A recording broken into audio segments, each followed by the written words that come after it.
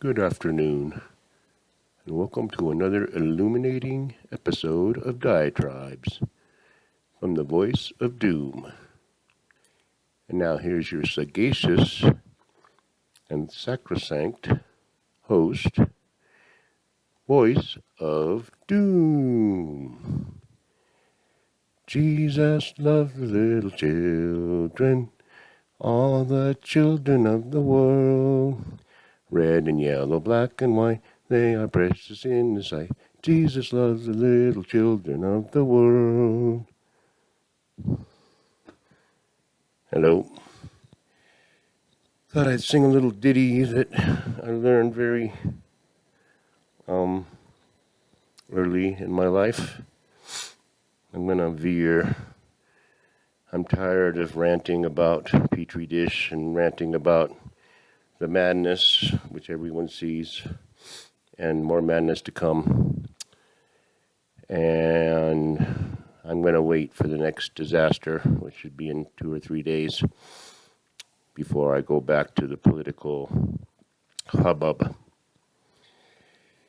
I'm going to do a series right now, and it's going to be about religion. I'm going to do the history of religion, so it's going to be very involved.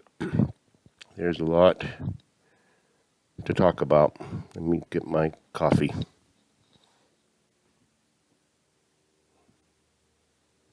Didn't plan very well, obviously.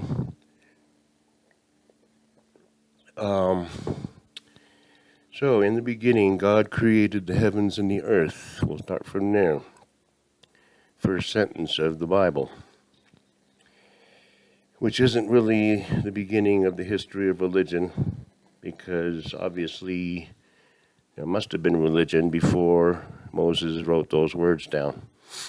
So we got into a monotheistic kind of thing down the line due to those words, and that's fine and dandy. And if you guys think I'm going to go to the beginning of religion and talk about filial piety and talk about natural gods, primitive worshiping, and the history going down the line, I'm afraid you're in for disappointment, because I not only can't do it, but I'm not going to. So the history of religion as I understand it, as I lived my life, which is even more boring, but actually it won't be boring when you hear the story. I can talk about religion from the standpoint of a human being born into a certain family that did certain things and brought me up to believe certain things, and how I had to accept them and learn about them, and then somewhat doubt them, and then keep seeking. So let's start with nursery. I don't remember being in the nursery, but I would imagine that my parents put me in the nursery when they went to church, because from my earliest years I was living in the moorlands of Seattle in a city called Bothell up in the hills. And my aunts and uncles were all within walking distance, or, a very short drive. And we all went to the same church. And I think Grandma went to the same church, and everybody went to the same church. And when I was in the nursery, the church was an A-frame meeting house, which was probably pretty modern for 1946 or whenever it was built. But they were building a new church, and it was very modern looking. And it was called Christ Lutheran Church, and we were Lutherans. And Lutheranism is a very middle-of-the-road religion. It just kind of covers all the bases and doesn't get too radical one way or the other. And it was the early mid-60s. Liberalism was starting to rear its ugly head. I had no idea about it, but I realized A lot of things they were saying you should do in the Bible, they were allowing to happen anyway and not saying much about it. So I knew at an early age that there was conflict. There was dichotomy between these are the rules, but this is what we're actually doing. But I went to Sunday school, and basically a lot of it was Jesus with the kids, and Jesus loves the little children, and Jesus loves me, this I know. Not so much Jesus died a grisly death for my sins, because that, credo and doctrine would come later. But stories that to a kid, no worse than the Brothers Grimm, which has been tamed down. The real ones are horrifying. But stories about God isn't happy with the world, so he's going to flood it. But one man is good with his family, and they're the good people. And they build a huge ship and get 2 animals, 2 by 2, to march into the ship and save the animal kingdom from destruction. Which is a terrifying story on its face, but, you dress it up into, the animals and Noah, and he's a nice guy, and the pictures. So Sunday school, say, 6 or 7, maybe 4th grade, you're starting to be more able to grasp more complex things. So you begin talking about heaven and hell and the wages of sin. And you take it in and go, okay, the way they have it explained, I either accept this belief wholeheartedly, and then I will go to heaven and live in bliss for eternity, forever, or I don't accept it and I go to a pit of fire for eternity. So the choice is clear when you're 6 or 7. It's not much debate there. Even a person of that age can go, well, I'm going to take this other way.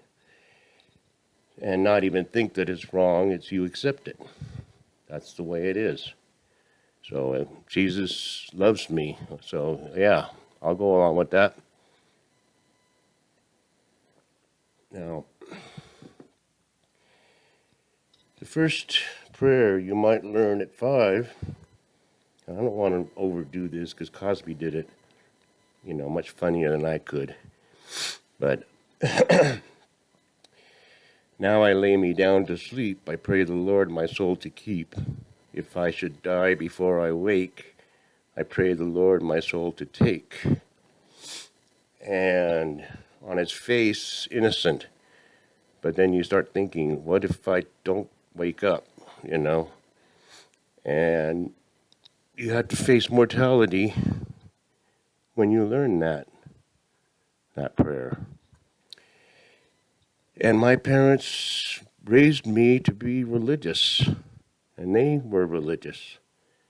And I think I use the term religious in the proper sense because it was a church. We were in the new church, all the relatives. And then, you listen to the sermon, and then you go outside and the kids play and they all have their coffee and their, snacks. Not usually snacks back then, but coffee for sure.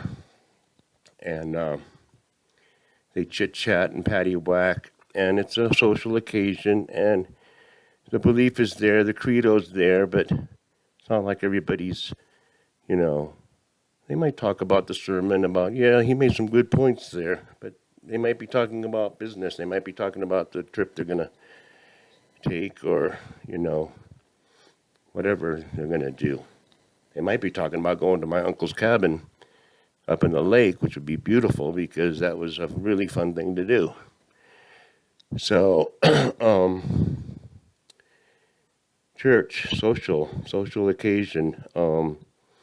I remember when I first had to sit through the church service, And I liked it when things moved along. I liked it when you go from the Kyrie to the Apostles' Creed, and now here I look at the schedule. It's like, okay, we're here. We have to get to here. And I know that bottomless pit of boredom is waiting right before the end is the sermon. And when you're 7,